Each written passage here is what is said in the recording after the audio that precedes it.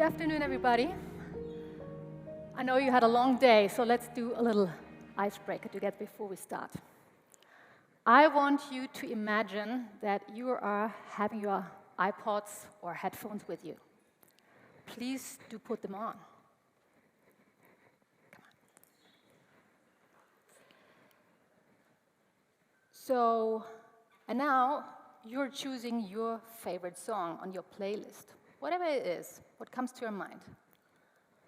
We push the play button, we close our eyes, and we hear the music.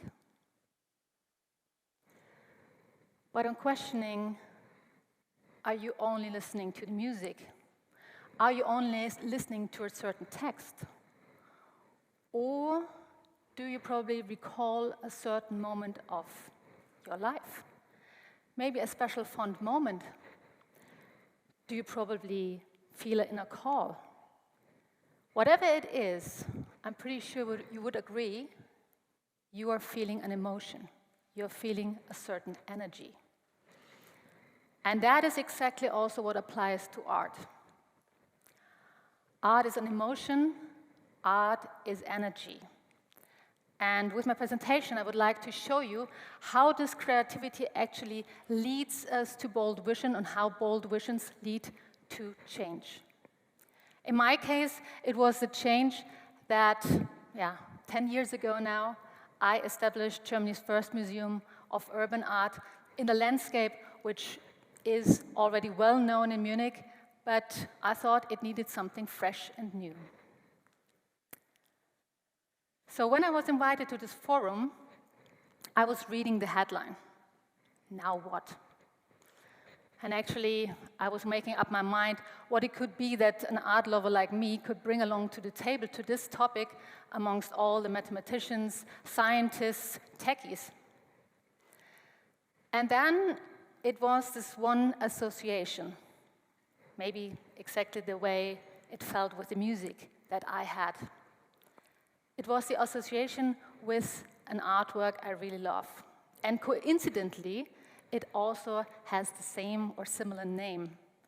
It's called And What Now? It's actually an artwork by the artist duo called Harakud. They are well known as they are a symbiosis of figurative painting and spray paint. And as you can see on the picture, there seems to be a person carrying around a mermaid. We don't know why. We don't even know what happened. But if you look at the person's face, you see the person is quite devastated. It seems like he or she is doing a heavy lifting. Seems to carry around a heavy burden. And it also seems as the person is nearly breaking down under this burden. As always in art, also this motive is just a metaphor. To me, it is a metaphor of the current times we're in, times of uncertainty. The world is changing fast. We having an unclear vision of future. We might feel disrupted. We might feel lost. We might feel anxious. And it's not only the way we feel today. I remember very well, and you too maybe, how this also felt during COVID. Let me share a personal story around that. You all remember very well, everything was shut down during COVID times. So was our museum. No visitors were allowed, and unfortunately we just had installed a wonderful new exhibition a couple of days before, but we weren't allowed to reveal it to the public. So our team was sent home. I tried to work from home as well. But from time to time, I went back to the museum, doing some security checks and checking if everything is in the right place and what's in my postbox. So when I was there, it was actually the very first time in my entire career that I had time on my own, sitting in an empty hall just with the artworks around me. And I know it sounds weird, but I somehow started a certain dialogue with the artworks. And I realized I found details in the artworks that I have never spotted before, because for the very first time I had the time to really observe the artworks on display.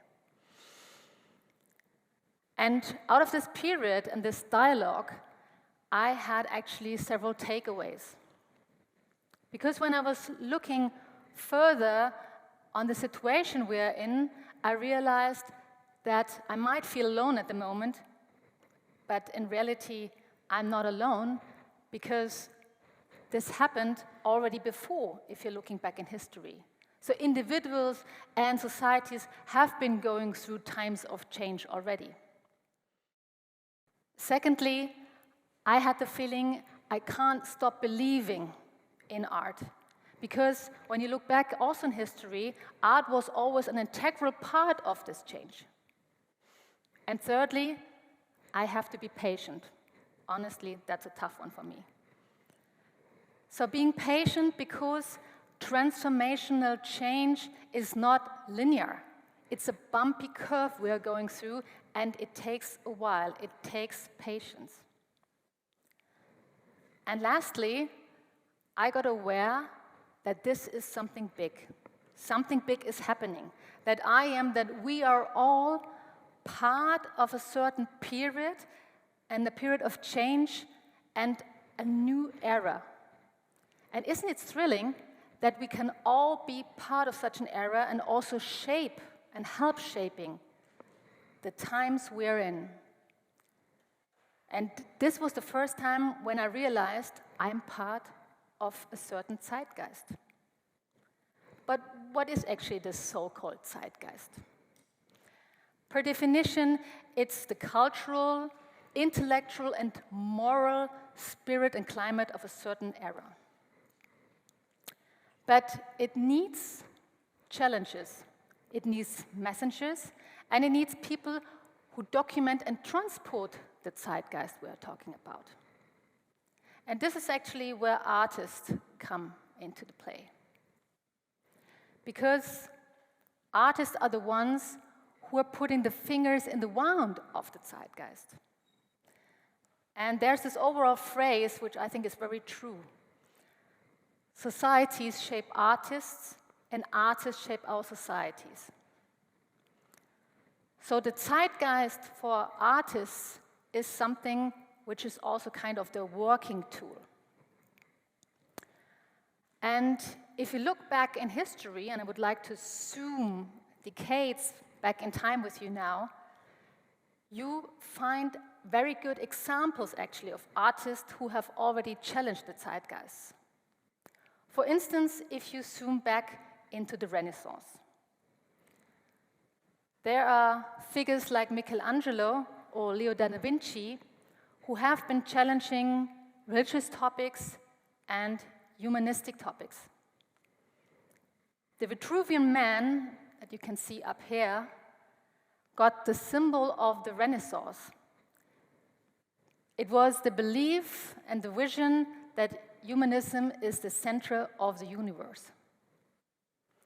If you go further into the area of modernism, there have been people like Kandinsky or Picasso. They have challenged topics like urbanization, civilization, war, and technology. They have been breaking old forms, as you can also see in the picture of Picasso called Guernica, which relates back to the Spanish Civil War. Or think about pop art culture. I'm pretty sure you're all familiar with Andy Warhol or Keith Haring. They have been tackling aspects in this era which were related to gender equality, consumerism, and civil rights.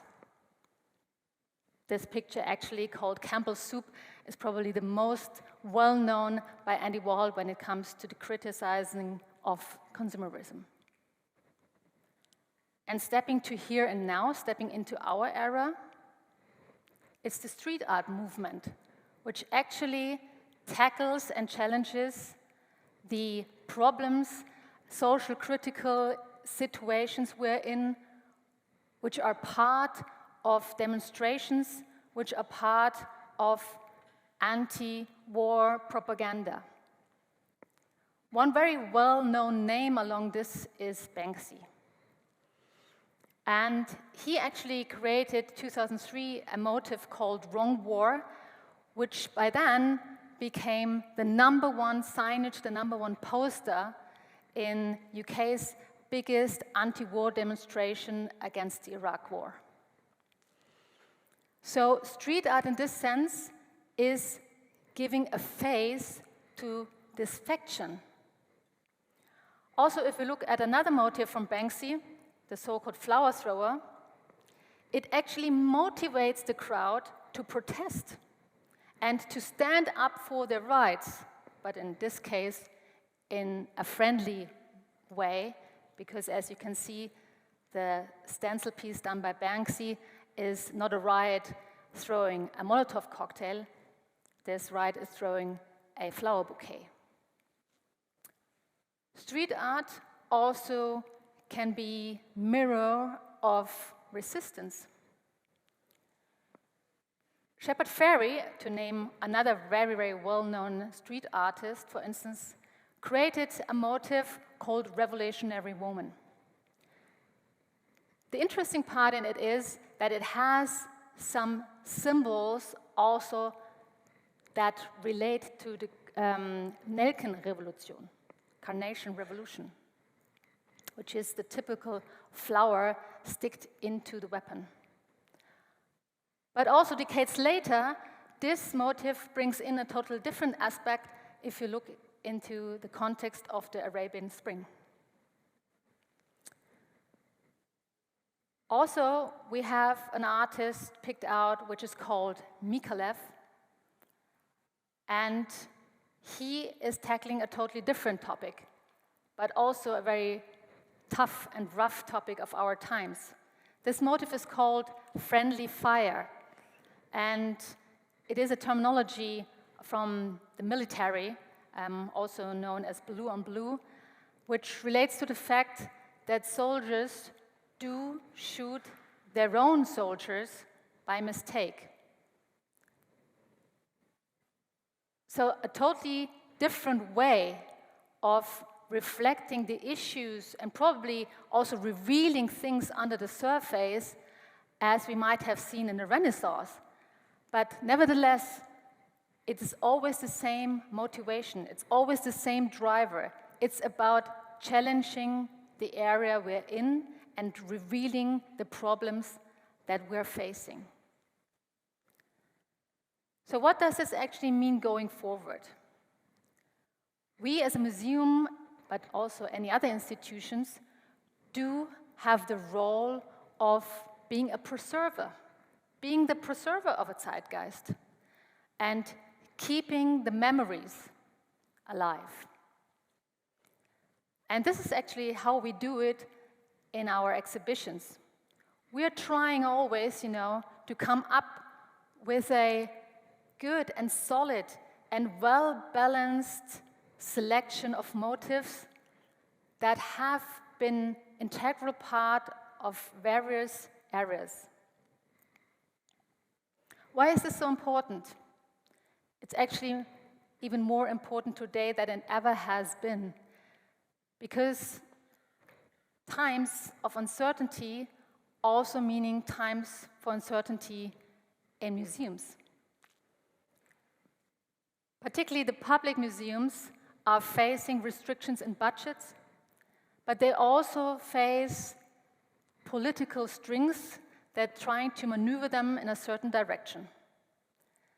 But it is our obligation, it is our role as curators and museums directors to keep resistant. Not to change the narrative, not to get into the trap to become a decorative, nice show which has no meaning, which has no history, which has no criticism. So content is key. And we have to make sure that this remains for future generations.